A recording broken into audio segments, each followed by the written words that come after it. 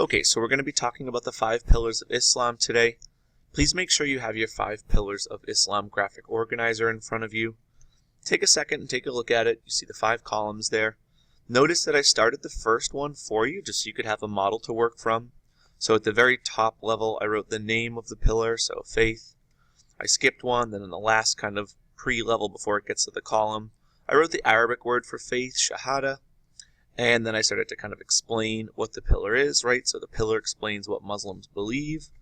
And then I left a space for you to write the actual confession of faith, right? There is no God but God, and Muhammad is his messenger. So what we're going to do right now is just kind of go through all 5 of these real quick, just so you can kind of make sure that you understand the 5 pillars, learn the Arabic names, and just write a general description in the body of each column. So again, we talked yesterday, the 5 pillars are faith, prayer, fasting, almsgiving, and pilgrimage. Let's go ahead and get started. Okay, so the first pillar, shahada, right, faith, to believe in no God but Allah and that Muhammad is his prophet and his messenger. And then you can see on the screen there in gray, that's the Arabic of the shahada. Remember that Arabic is kind of the reverse of what we're used to. They read from right to left, so kind of backwards, right? So it starts over here, right, and they would read it backwards this way. And again, the actual profession of faith, you can see it right here.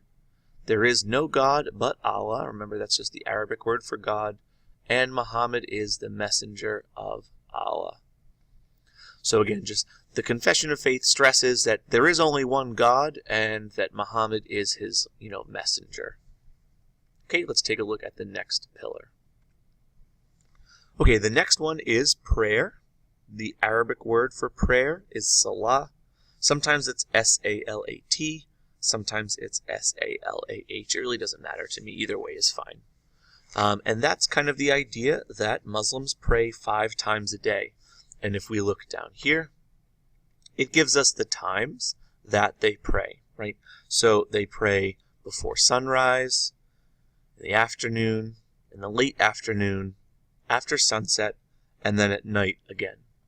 What you see here in these pictures are some of the poses and postures of their prayer, right? So remember that when a Muslim prays, they must face the Kaaba, right? So they turn and face Mecca. No matter where they are on earth, they figure out kind of what direction to face in order to be facing the Kaaba that is in Mecca, right? So they pray 5 times a day using these gestures. Remember, too, yesterday we talked about the fact that on Fridays, they come together and pray kind of as large groups at mosques, which is kind of like, the Muslim equivalent of a church. Okay, so that's prayer. Let's go ahead and go to the next one.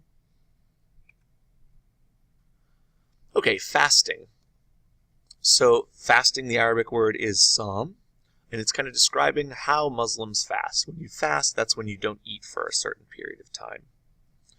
Okay, so specific to Muslims, right, they fast during the month of Ramadan. That's kind of their holy month. What that includes, right, they give up food and drink during the daylight hours during that holy month, right? So typically what happens is they wake up really early before the sun comes up and they eat a pretty good sized meal. And then sometimes they go back to bed and then they wake up, they go through their day, again, no food, no drink, nothing. And then they don't eat again until after the sun sets and the family comes together and has, kind of like a big family meal.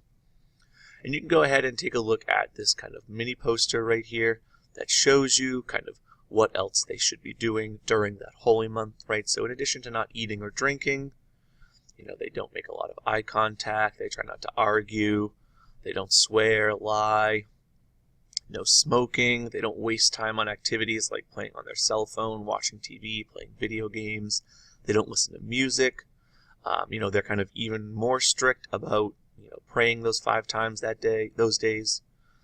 They kind of reflect on the knowledge of Islam that they have. They recite and reflect on the Quran, their holy book, and then they just kind of, try to pray and be kind of as spiritual as possible and give to charity during that time. Okay, let's go ahead and go to the next one. And it's almsgiving or charity. Again, alms, A-L-M-S. That's just kind of the same thing as charity. The Arabic word for that is zakat, Z-A-K-A-T. Sometimes you see it spelled Z-A-K-A-H. Again, I don't really care which one you pick, zakat or zakah. Both are fine. All right, so what is zakah, right? It is paying the kind of tax that is collected in most Muslim countries, and then also just kind of giving your own money freely. Kind of giving money to charity, giving to those less fortunate. We can see over here, right, to give a share of personal wealth to help people in need and to support the Muslim community.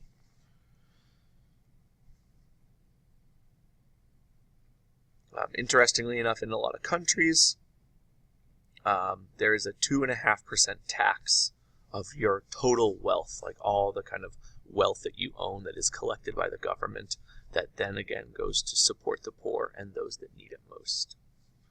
Okay, let's check out the last pillar. All right, the last pillar is pilgrimage, and the Arabic word for that is Hajj, H-A-J-J.